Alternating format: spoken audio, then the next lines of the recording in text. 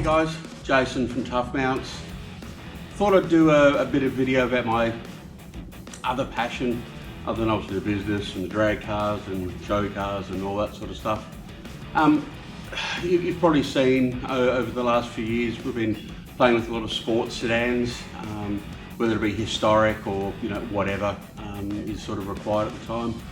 A lot of you may or may not know, but I have my own. This is my TF Cortina. This is a car that was built early 2000, so like 2000, 2001. Bloke by the name of Scott Bridie over in New South Wales built the car on a Steve Viger's chassis. He campaigned it with a rotary for quite a few years, and then he sold it to another gentleman by the name of Glenn Jordan, who then, I think from what I understand, bought it as a roller.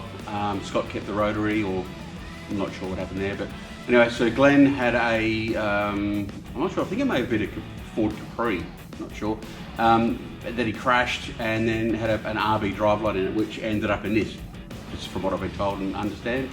So this thing here behind us is RB25, 5-speed gearbox, and it's sort of turbo, obviously. Campaigned New South Wales for quite a few years. Fast forward a couple of more years, Glenn unfortunately got sick and ended up passing away, I think in 2021. And anyway, I purchased the car off the Jordan family, and yeah, brought it back to Adelaide, where the car, the car had sat for a long time. I think 2014, 2015 was the last time it was used. So we brought it back here, back to Adelaide, and then sort of started a bit of a restoration, rebuild of it to get it back onto the track. We did that. We just replaced all the fuel system and bits and pieces just to make it safe and go around, which it did quite well. Had a bit of fun in it that first race that we did with it at Malala. And then another friend of mine, Miles Bond, needed a car to race the local state round series, so the South Australian sports sedans. So I had this car and I wasn't going to use it in the state series, so I lent it to him, where he then happened to trundle it around for a couple of races. When he first drove it, it was still with the original 5-speed, which is R33 box. And look, the car performed quite well. Not sensational, but at the same time pretty good for an unsorted car. He made a few suggestions at the end of the meeting, and we took that on board and ended up talking with Simon at PPG Fits the Performance Gearboxes, who then supplied us with a R33 bolt-up 6-speed sequential gearbox for the car. It was at that point that things sort of blew up a little bit, and we ended up with a full rewire, full new ECU. So we've gone Haltech ECU, IC7 dash, a heap of sensors, flat shift on the gearbox, so we can just basically pull gears, no clutch, and so that's up and down. A lot of really cool, nifty sort of stuff to make life easier.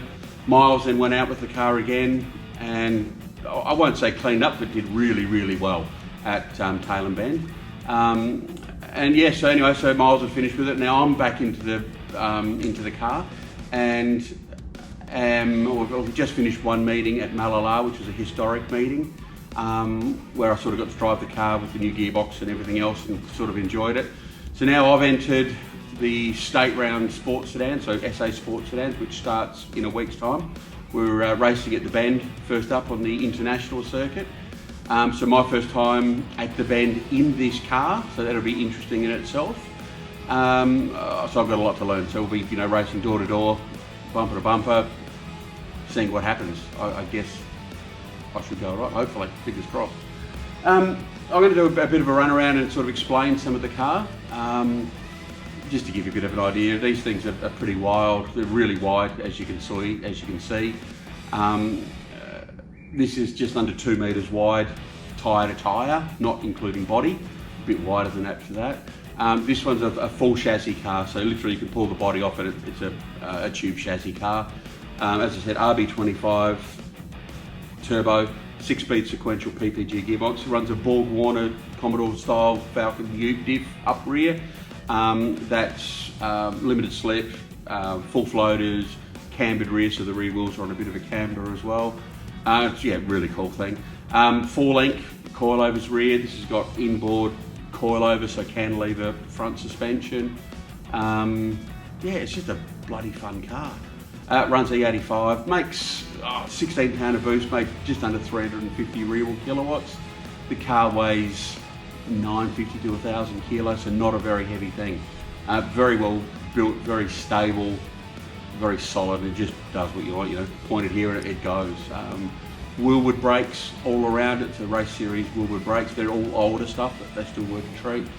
Yeah, anyway, got lots of aero, as you'll also see in a second. Massive rear wing, big front, lots of grip. These are 16-inch wheels. Rear tyres are 310 wide, so they're about a 12-inch wide rim. Front's a 10-inch wide rim with a 295 style front on it. They're basically the same tyres that they race or used to use on the Group C Commodores from back in the VB to VK days. So yeah, just a good sized tyre, nice and wide, nice and big, just to give it plenty of grip. Yeah, I really don't know what sort of much else to say. I'll give you a run around the car and show you some funky stuff with it. I do need to thank people like Simon from PPG, or actually the whole team at PPG Gearboxes. They've done a great job with their stuff and huge support of anything that we do. And if we have any questions or queries, they're there to answer them, which is fantastic. The guys at Platinum for hooking us up with a heap of bits and pieces for the RB to make it safer. Pulsar turbos for the turbo that we've got on it. Johnny Tig for the awesome turbo manifold that's on there. Haltech for the ECU, the dash, the loom, all that sort of gear. Raceworks for all the fuel system. And obviously Tuff Mounts Muscle Garage for putting all the labour and hours in. Perry that works for us, he's a gun. He'll just come in and do what we need, and is always there to help and support and throw ideas around. But yeah, otherwise, look, check it out and tell us what you think at the end of it. Cheers.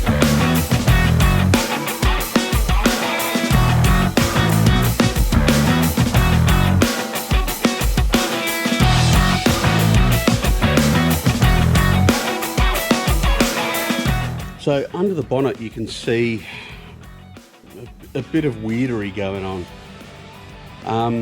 So as mentioned, RB25, so RB25 bottom end, RB25 twin cam head.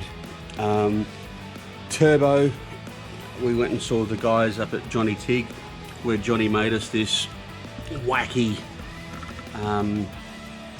I don't know how you want to call it, but this wacky turbo manifold to just come forward of the engine and sit the turbo right up the front, running east-west, not your traditional sort of north-south configuration. This was done to try to get some of the heat away from the driver's compartment, and also made it easier to get the dump pipe and screamer and all that sort of stuff down out of the way as well. Turbo Smart blow-off valve, Turbo Smart wastegates, runs a PRP trigger kit. Gearbox wise, it's a PPG, so it fits the Performance Gearboxes R33 sequential 6-speed now. So it's a R33 gearbox that's had the inside all modified, so it goes 6-speed and now full sequential. Raceworks helped us out with fuel pumps and swirl pots and all that sort of gear, which again just makes everything fantastic and easy and new. So in the driver's cockpit you can see the IC7 Haltech dash, which gives us all the important information. Quick release steering wheel just to make life getting in and out of this thing easier. There's also in front of the steering wheel a digital display for the sequential box. You can see the sequential shifter over there, the 2500 in the back with the you can see the bell crank system in the middle, which sets up the gearbox so we can remote mount the sensor, or the shifter I should say. And yeah, and as you can see, it's bloody tight in here. I'm a big boy, and yep, I know when I'm in there. You can really see much back here, but this is behind the driver. So we've got a bulkhead sort of on that roll cage bar. There's like a wall right behind the driver which separates the rear of the car. But back here, it's just empty. There's roll cage, the diff, obviously rear coilovers, fuel tank, rear wing mounts, Not a lot really to see. Sorry about the reflection, it's a bit mad. Might try to go underneath and see if you can sort of see a bit more. But yeah, so under here, which is under the rear of the car behind the bulkhead, you can see all the coilovers. This one runs a Watts linkage as well, which just helps with a bit of adjustment. Can't really see the 4-bar sort of setup. You can sort of see it there a little bit. Bottom of the wing, which is big black things here going up into the, out and through the boot lid. But quite literally everything you see back here is all fiberglass. There's not a lot of steel left. Obviously the roll cage and chassis, but the rest is just, yeah, it's all mainly sort of fiberglass. Just keeps heaps of the weight down. So anyway, there you go. That's a run around of an older, so this is, as I said, 20 years old now, but yeah, a 20-year-old sports sedan. It's still very basic, but a hell of a lot of fun. We've now got this prepped, ready for the bend this weekend coming. As you can see, we've got all the tyres wrapped in plastic. We've treated those, so put some oils and sticky shit back into them just so they don't deteriorate or dry out too much. So yeah, anyway, there she is, ready to go. Tell us what you reckon. Do you like seeing this stuff? If not, it's all cool. But if you do, let us know and we can do some more of this sort of stuff around the workshop and show you some of the other stuff that we do, you know, RX-7s and that sort of stuff, prepping for race. We've got a Ford Anglia over in the corner, which we're setting up as well for a historic car. But yeah, let us know, and if there's anything else you need to ask or want to know, hit us up in the comments, and I can see if I can answer those questions for you. All right, guys, enjoy. Thanks for watching.